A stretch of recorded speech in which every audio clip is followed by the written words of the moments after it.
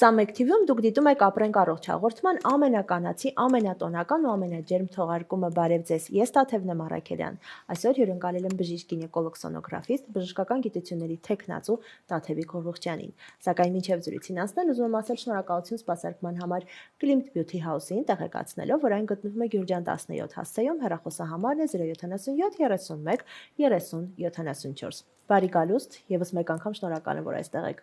Շնորհակալ եմ, բարև ձեզ։ Մեր տոնական թողարկումն է, հետևաբար այսօր աներելի կլիներ, եթե մենք չխոսենք մասնավորապես կանանց մասին կամ ավելի ճիշտ բացառապես կանանց մասին, եւ եթե մենք ուզում ենք խոսել կնոջ մասին որպես ռեալիզացված օբյեկտ, ապա պիտի ամենաառաջինը հասկանանք, որ կինը պարտավոր է լինել առողջ։ Եվ քանի որ կնոջ առողջությունով է պայմանավորված ընտանիքի, հասարակության, ինչու ոչ նաև պետության առողջությունը, այնպես որ կարևորենք մեր առողջությունը եւ այստեղ շեշտադրենք, թե որքան կարևոր է առողջության գրավականը կանացիության, գեղեցկության, գրավչության մեջ։ Միանշանակ ճիշտ եք, շատ հետաքրքիր նախադասություն ասեցիք ռեալիզացիայի վերաբերյալ կնոջ, որտեղ իրականում կինը, որպեսզի զգա իրան ամբողջովին ռեալիզացված, իրան պետք են երևի թե մի քանի հատկանիշ։ Գեղեցիկ լինել սիրված, սիրել, կարծում եմ ամենակարևոր հանգամանքներից մեկը իր կյանքում դա մայրության բերկրանքը զգալ եւ այդ ամբողջ արդեն կոմպլեքս դառնում է այն, ինչ կինը իրականում ուզում է, որովհետեւ միշտ ասում են չենք հասկանում կանայք ինչ են ուզում, չէ, իրանք ուզում են լինել գեղեցիկ, սիրված, սիրել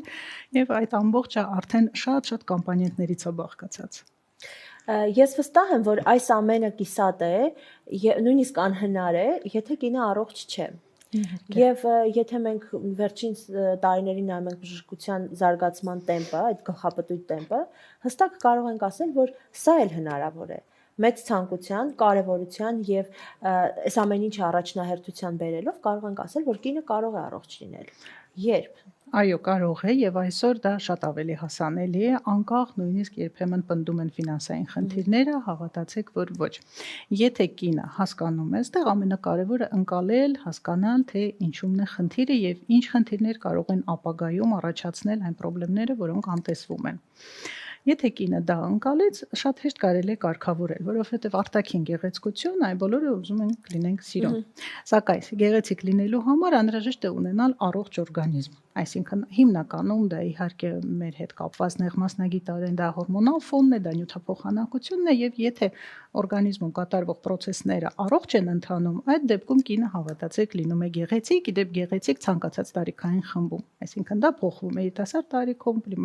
նախակլիմակտերիկ տարիքում, բայց այդ խմբի տարիքային խմբի համար նա մնում է գեղեցիկ։ Հետևաբար հիմքում այո, առողջությունն է։ Պետք է անցնել տարեկան բուժզնումներ, պետք է տեղեկացված լինել, թե որ խնդիրների պարագայում է անհրաժեշտ դիմել եւ ինչպես կարելի է կանխել։ Այսօր մենք ունենք շատ հասանելի նաև հորմոնալ թերապիաներ, մենոպաուզալ շրջանի հորմոնալ թերապիան, որը ամբողջ աշխարհում կիրառվում է եւ մենք էլ Հայաստանում կիրառում ենք բժիշկներս, ունենք բավականին լավ փորձ եւ այդ ամենը եթե կիրառել գրագետ, այսինքն բոլոր ցուցումները, հակացուցումները հաշվի առնելով, կինը կարող է պահպանել իր երիտասարդ եւ գեղեցիկ տեսքը։ Մենք ուզում ենք լինել երիտասարդ եւ սրա համար չենք խնայում ոչ միջոցներ, ոչ ժամանակ, ոչ մի բան չենք խնայում, նույնիսկ այստեղ արդարացնում ենք նաեւ գեղեցկությունը զոհերը պահանջում պնդումը,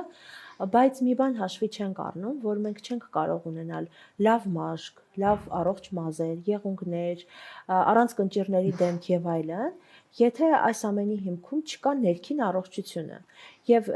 սրա հետ այսպես որպես հավելում ուզում եմ խոսենք հատկապես ձեր ոլորտում, հա, ինչի վրա պիտի ուշադրություն դարձնենք, որ այդ ներքին առողջություն ասելով իսկապես ունենանք այդ ներքին առողջությունը։ Կանացի առողջության գրավականը որտեղից է սկսվում։ Կանաչ օրգանիզմը ունի մի հետաքրքիր հատկություն։ Նա կարող է խոսել կնոջ հետ, խոսել բժշկի հետ։ Ինչպես երբեմն գոռալ նույնիսկ։ Երբ գոռումը մենք մի փոքր կարող ենք ուշանալ։ Երբ որ նույնիսկ շշուկ է լսվում, որ կա խնդիր, իսկ դա շատ հեշտ է, օրինակ, վերցնենք հորմոնալ ֆոնը։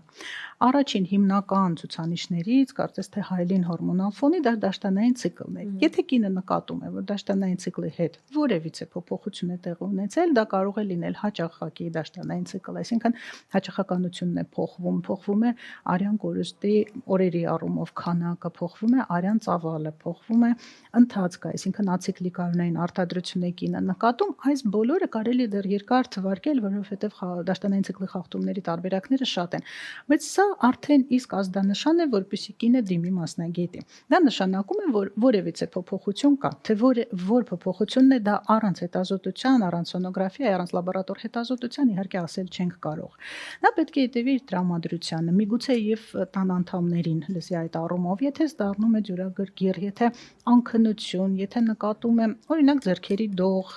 կամ զգում եմ, որ աշխատանքի վայրում ավելի շուտ է բարկանում, քան նախկինում, դա էլ է։ Դա կարծես թե փոքր է կապում են ստրեսի հետ, հոգնածության հետ, բայց ոչ։ Անհրաժեշտ է հետազոտվել։ Դա կարող է լինել թե վիտամինային կոմպլեքսների անբավարարություն, միներալային կոմպլեքսների անբավարարություն, կարող է լինել իհարկե մեզանում շատ տարածում գտած վանաձև գեղձի պաթոլոգիաներ։ Այսինքն այս փոքր նշանները արդեն իսկ այդ շշուկն է, որ պետք է ուղղակի ուշադիր լինել։ Նույնը վերաբերվում է իդեպ ստամոքսաղիքային տրակտին, մի փոքր շեղվեմ, որովհետև միկրոֆլորան եւ բավականին մեծ դեր է խաղում։ Ամբողջական համակարգ ենք դիտարկում, այդ իսկ պատճառով պետք է ուշադիր լինել նաև այլ օրգան համակարգի աշխատանքին եւ եթե զգացվում է որևիցե խնդիր դիմել, որովհետեւ նույն մաշկի հետ կապված ցանկացած փոփոխություն, դա կարող է լինել ակնե, մաշկի գույնի փոփոխություն, թե լոկալ, թե ամբողջական մարմնի վրա նկատվող, դա եւ հորմոնալ ֆոնի փոփոխությունն է եւ ստամոքսաղիքային տրակտի ֆունկցիայի փոփոխությունը։ Այսինքն մենք կարող ենք անընդհատ թվարկել, բայց եթե լինել ուշադիր, միանշանակ կարելի է խուսափել արդեն իսկ բաց թողած վիճակներից։ Հաճախ մենք նաև այսպիսի սովորություն ունենք, որ ցանկացած խնդրի դեպքում ասում ենք դե կամուսնանա կանցնի, երեխա կունենա կանցնի, մի քիչ մեծանա կանցնի, հորմոնալ դաշտը կարգավորվի կանցնի, իսկ այդ հորմոնալ դաշտի կարգավորումն էլ ինքն իրեն կանցնի, մրսածությունը կգնա կանցնի, նյարդերը մի քիչ որ հանգստանան կանցնի եւ այլն։ Ամեն ինչ կանցնի, ամեն ինչին հավատում ենք, որ կարող է լինել օգնող, բացի բժշկից։ Հնարավոր է այսպես ինքն իրեն խնդիրները գան ու իրենք էլ իրենց գնան։ Ունենք այդ տեսանկյունը, ճիշտ է, պակասում է տարիների ընթացքում, բայց դեռ կա, երբ որ դիմում են երիտասարդ աղջիկները, արդեն իսկ նույնիսկ բժիշկները շատ հաճախ ասում են, որ կանցնի չէ։ Հիշում ենք, որ ապրում ենք այսօր այստեղ եւ այս պահին արկա խնդիրը պետք է ստանա լուծում, թողնել չի կարելի։ Միգուցե անցնի, հնարավոր է, որ նկատվի որևիցե սիմպտոմ, ինքը անցնի, հետո կինը կարծես թե արդեն նորից լավ է իրեն զգում, ոչ մի բան չի ցավում, ցիկլը նորից կարգավորվել է, բայց այդ փոքրիկ նախանշանը կարող է լինել ուղղակի նախազգուշացում, որ կա նմանատիպ փոփոխության հակում։ Եվ այդ հակումը իմանալով մենք շատ ավելի հեշտ ապագայում կարողանում ենք կանխարգելել, քան եթե մենք ոչ մի բան իհարկե չգիտենք եւ անտեսված է։ Օրինակ, շատ պաթոլոգիաներ ունեն կրկնվելու հավանականություն, ունեն կրկնվելու շատ հաճախ կրկնվելու կրկնվող ընթացք։ Այդ իսկ պատճառով եթե մեկ անգամ մեկ սիմպտոմը մենք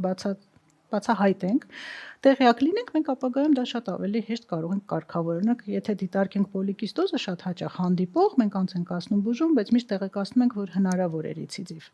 Հետևաբար կինը, երբ որ ամուսնանում է եւ ունենում է 3-6 ամիս ընթացք սեռական կյանքը ռեգուլար է, սակայն չկա հղիություն, ինքը արդեն մտաբերում է, որ եղել է նման խնդիր, բժիշկը ասել է նմանատիպ բան եւ պետք չի սպասել 1-2-3 տարիներ, որպեսզի դիմել եւ խնդիրը ավելի խորանա։ Պրոլակտինի հետ կապված խնդիրները, երբ որ պրոլակտինը ունի հակում բարձրանալու, մենք կարգավորում ենք, սակայն տալ հստակ պատասխան, որ այլևս դա չի կրկնվի, մենք չենք կարող։ Հետաքրքիր է արդյոք հնարավոր է իմունիտետը այնքան բարձր լինի կնոջ, որ խնդիրը ինքնուրույն հաղթահարի, թե այնուամենայնիվ թեկուզ մինիմալ, բայց բժշկական միջամտություն պետք է լինի։ Կախված է ինչ խնդիր։ Եթե իմունիտետի հետ կապված մենք խոսենք, այդտեղ ավելի արդիական է խոսել բորբոքային պրոցեսների մասին, հեշտոցի դիսբիոզի մասին, այդ դեպքում, եթե վերցնենք բորբոքային ինֆեկցիոն ֆոնը, այո, հեշտոցը ունի տեղային իմունիտետ լակտոբակտերիաներ, որոնք կարողանում են պահպանել նորմալ միկրոֆլորան։ Հեշտոցը ունի ինքնամաքրման մեխանիզմ, դա շատ կարևոր է, որը պաշտպանում է թե որոշակի չափով, բայց շատ փոքր տոկոսային հարաբերությամբ ինֆեկցիաներից եւ կարողանում է տեղային միկրոֆլորան, pH-ը, թթվայնությունը բերել նորմայի սահմանները։ Սակայն եթե ինքը կարողանում է պայքարել, ապա կինը շատ աննշան է զգում կամ նույնիսկ չի զգում գանգատ։ Իսկ եթե կինը նշում է գանգատ, այդ դեպքում արդեն պետք է դիմել, որովհետեւ այն ինչ կարողանում է անել իմունային համակարգը, ես իհարկե տեղային մենակ խոսեցի այս բային հեշտոցի միկրոֆլորայի վերաբերյալ, դա մենք չենք զգում։ Ինչ վերաբերվում է ինֆեկցիաներին եւ վիրուսներին, այո, իմունիտետը շատ մեծ դեր ունի, սակայն եթե պլանավորում է կինը օրինակ հղիություն, ցանկալի է ամբողջական կոմպլեքսը անցնել, որովհետեւ հղիության ընթացքում իմունային համակարգը փոխվում է, նյութափոխանակությունը փոխվում է եւ կարող են որոշակի վիրուսներ ավելի ակտիվանալ, ագրեսիվանալ։ Իսկն դա հարաբերական է։ Հույս դնել, որ իմունիտետը բարձր է եւ կանցնի, դա միայն բորբոքային որոշակի ինֆեկցիոն պրոցեսներին է վերաբերվում եւ այդտեղ շատ բավականին մեծ սահմանափակում կա։ Մեղմ ասած ինքնախապեյություն։ Որոշ չափով այո։ Այսինքն մտածել, որ կա իմունիտետ եւ ես չեմ վարակվի խլամիդիայով, եթե լինի անպաշտպան սեռականանք, դա մի քիչ արդեն ծայրահեղություն է, կամ նույն ձիավը վերցնենք, կամ նույն գեպատիտները բավականին լուրջ խնդիր է։ Դուք իմունիտետ ասված է, ինքը շատ հարաբերական եւ պետք է օգտագործվի ճիշտ նպատակով։ Շատ լավ, շնորհակալ եմ շատ, ու եթե մենք ամփոփելու լինենք հաղորդման այս հատվածի զրույցը, հստակ կարող ենք ասել, որ կինը կանացի է, գեղեցիկ է, գրավիչ է, եթե առողջ է, իսկ դրա համար արդի բժշկությունը ունի բոլոր գործիքները հարուստ արսենալը, որպեսզի կարողանա օգնի կնոջը լինել իր ուզած, իր պատկերացրած գեղեցիկը, իր պատկերացրած կանացին։ Միանշանակ ու պահպանելով գենետիկ նախատրամադրվածությունը, պահպանելով տարիքային որոշ սահմանները, դա միանշանակ այսօր կարելի է։ Շատ լավ, շնորհակալ եմ շատ, սիրելի դիտողներ, հիշեցնեմ, որ զրուցակիցս բժիշկ գինեկոլոգ, սոնոգրաֆիստ, բժշկական գիտությունների թեկնածու Տաթևիկ Խորհուղչյանն էր։ Մի փոխեք